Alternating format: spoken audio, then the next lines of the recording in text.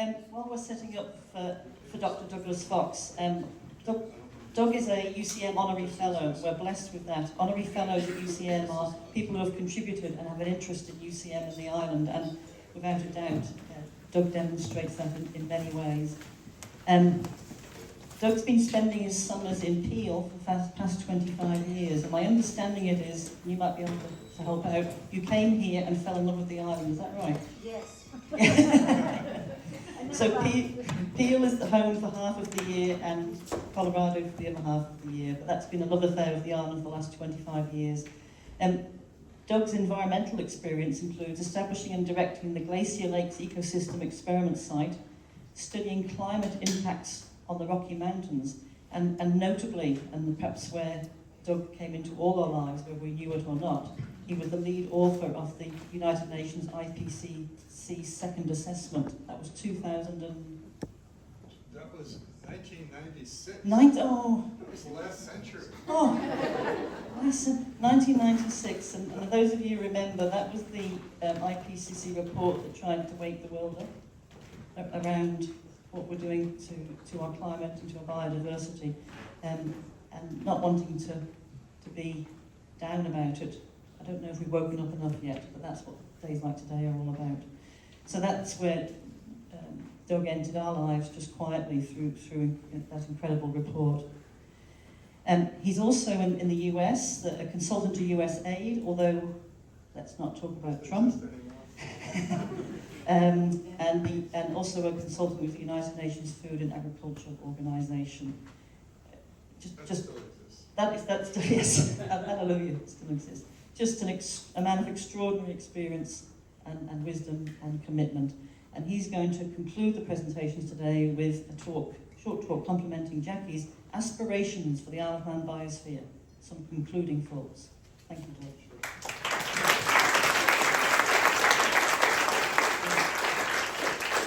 Thank you, Gail, for that introduction. Can you all hear me in the back? Yeah. So the good news is that it's 4:17 on Friday afternoon. So you've only got another, what's that, 43 minutes, 33 minutes? 43 minutes till 5 o'clock on Friday afternoon, and then you can get out of here.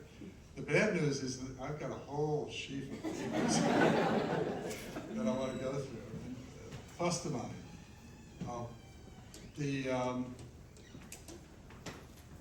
this research festival has been incredible.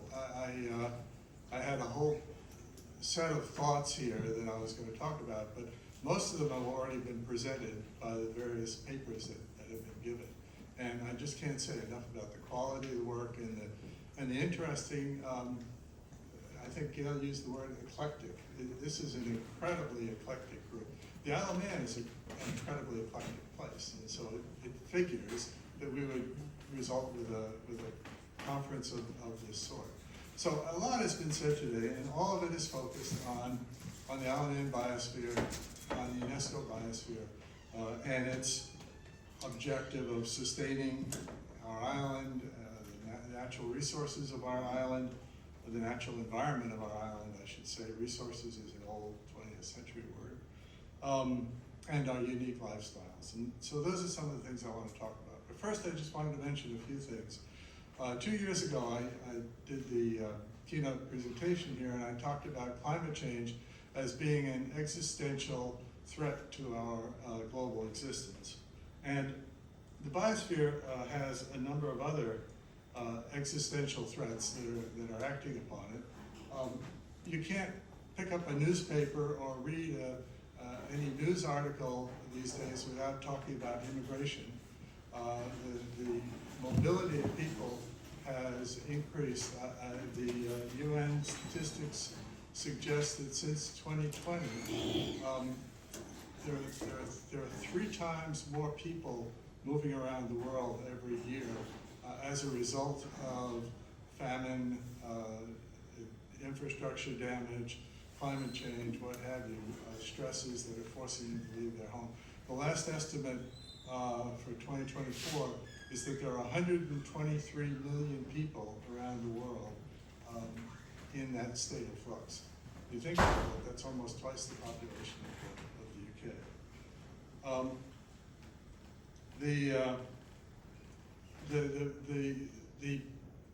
well, we all know about the problems of, I mean, those of us who come at this from a biological perspective, I should say, are all well aware of biodiversity and the challenges to biodiversity. Some estimates have suggested that we've lost 45% of our natural ecosystems since the Industrial Revolution, something like 70% of the mammalian biomass. And just last week, if I get the name right, the International Union for Conservation of Nature did an assessment, a global assessment of bird populations. They looked at over 11,000 species of birds and concluded that 66% of them were in decline. And that's up from the last survey they did 10 years ago, when they're about 40% in decline. So we're continuing to mess this place up where we live. And of course, climate change, which I'll come back to.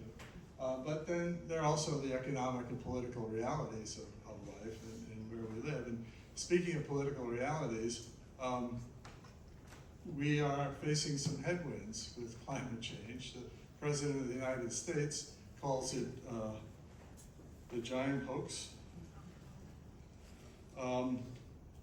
The political mood has changed in the last couple of years. As I said, in the United States, the President is calling it a hoax. His administration is hell-bent on extracting every ounce of fossil fuel they can find, especially coal, trying to revitalize coal even though it's not economically viable. Climate science is viewed as a political activity rather than a science. Universities are being challenged. I worked for 4 different federal agencies in my career as a Fed, and all 4 of them are done away with. I used to work for EPA's research office. They closed that down. I used to work for AID. Notoriously, AID has been shut down. So there's a huge challenge to what we're trying to accomplish.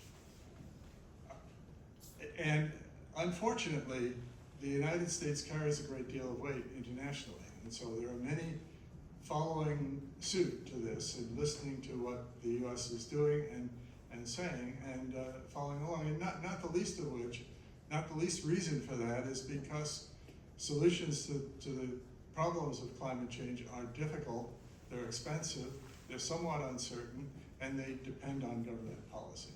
And so when that starts getting shaky, then we're in trouble. But I'm optimistic about that. I believe that we have enough experience and we've gone far enough along now that we don't have to, that this is going to be a temporary setback. A couple of examples of that. Well, first of all, David Quirk's presentation just a few minutes ago was a really excellent explanation of why the Isle of Man needs to adopt some new energy policy approaches. Let's see, I want to read some numbers here. 80% of the electrical generation, 80% of new electrical generation in the world is due to renewables. In China, they've such a trajectory of renewable energy increase that even though their energy demand is increasing, their use of fossil fuels is staying level or even beginning to decrease. The EU, I think last quarter, found that 50% of the energy generated was through renewables. So, you know, the world is changing, and another point I want to make is that according to the ECIU, which is Energy and Climate Intelligence Unit, is sort of an offshoot of the Parliament, as I understand it, in the UK, estimates that net zero efforts have added something on the order of 80 billion pounds to the economy in 2023 and 2024. That's a significant amount of money. And lest we forget, people are still dying. There's still devastation of infrastructures and people's livelihoods and people's lives around the world, especially in the poorer nations of the world, and all of that comes back to affect all of this. But what gives me the greatest hope are audiences like this, I believe around the world there's a movement of especially younger people recognizing that we can't continue with our extraction and overutilization of nature, but we need to find more harmonious and competent ways. So that brings me to talking about the biosphere. And I won't go through these because you know Jackie's just done it and we're all familiar with it. The point I want to make here is just that is what's in the banner, that the Isle of Man's Biosphere is a special place for people and nature and recognizing the community, valued environment, and resilient economy. So this island is indeed a special place. The presentations today have done a great job of pointing that out. Colette's presentation this morning on peaceful connections, I don't know, those of you who were able to see it, was just beautiful, very relaxing and showing us the uniqueness of the beauty of the island. Ben's discussion of food and drink was absolutely fascinating to see that how we identify ourselves through our stomachs, and it's wonderful. So, as I say, the Isle of Man is a special place. It's a special place for nature, and it's a special place for people and for community. And to speak personally, it's why my wife and I chose to come here 25 years ago and spend half our time here as much as possible. We came in 1998 to see where the film Waking Ned was made. And in trying to find accommodations in 1998 from the middle of the United States to the Isle of Man was a bit of a challenge, but we came across the Point of Airs lighthouse, the holiday accommodation, the holiday flats they had there. And even though they were fully booked, I think we were coming during TT week actually, even though they were fully booked, the manager of the place kind of befriended us, met us at Ronaldsway Airport, and gave us our Isle of Man introductory tuition. You know, Ferry Bridge, Moody Dew, the castles, Carnes Folly. And everywhere we turned, there was an awe at every corner. We were just taken back by the beauty of the island and the magnificence of the landscape. Then in 2000, my wife accepted a job here, and we moved to a country house near St. John's. And we were warmly welcomed by the local community and introduced to the culture, hospitality, people opening their homes, a neighbor dropping off eggs, fresh eggs every morning, learning how to entertain ourselves at the things like the Braid of Stepford, being taught how to wear ball and bane on Tynwald Day. We learned that we needed to exit from the same door that we entered, and we also learned that it took more than an hour to walk down Michael Street in Peel, which is so many people do. And you've all had these stories. You all have stories like these, because that's the nature of the Isle of Man. The Isle of Man is not like the world that we all came from, those of us who are not from here. And so I believe it's extremely important for the biosphere to be intentional to maintain our community uniqueness, especially in view of the tremendous economic pressures and social pressures that exist from all over the world. So can the biosphere program be a tool to counter these forces and reinforce our unique way of life? Well, I think it can if we do the right types of research. And we heard with the presentation this morning by Allie, Lucy, and Charlotte, I think, Neon Futures, about circular economies is very appropriate. And I've been thinking a little bit about what would some of this research look like. And I came across this little book. I don't know how many of you are familiar with Robin Wall Kimbrough. She's an indigenous botanist, and lives in a professor at New York State University, and the author of Braiding Sweetgrass, which is an international bestseller. But in Robin's book, she talks about some different ways to envision the world and some different ways to look at economies. And in particular, what really takes me is her concept of a gift economy, where not all of us need to own everything. I really like that. So I think it's accurate to say that the Isle of Man's economy has some of these elements already. By that I mean it's not a pure free market economy. Businesses are controlled by, managed, I guess, to a certain extent. Some of their activities are managed by government and they're regulated. That's the word I was looking for. So we have a good balance of private and public good, I think. Historically, our farming community has always cooperated, working with each other to extract their harvest, pull their harvest in. A friend of mine runs the Peel Charity Shop, which is an incredible example of a circular economy. And the Peel Charity Shop contributes more than 100,000 pounds a year to the Isle of Man charity sector. And none of you would think about going to a concert or participating in the parish walk or even going to a big birthday party without there being a charity collection box somewhere. So a lot of these things exist very well within the Isle of Man already. And at its heart, the UNESCO program is about sharing our unique natural environment, not for profit, but for the mutual benefit and for encouraging this type of community. Now, I'm not saying that we should withdraw from the global economy and completely try to change. We should work on new ways of doing this. But I do think that some of these alternative ways are going to require us to try to maintain our way of life and to especially to document and measure what we have in our unique society. And by that, I mean that things like the GDP are not sufficient to measure the quality of the Isle of Man Biosphere program. The standard measure of success is the GDP, but the index doesn't cover and doesn't relate to the things that are important to us in the Biosphere program. There's a well-known paper written in 2021 UK government report called The Economics of Biodiversity.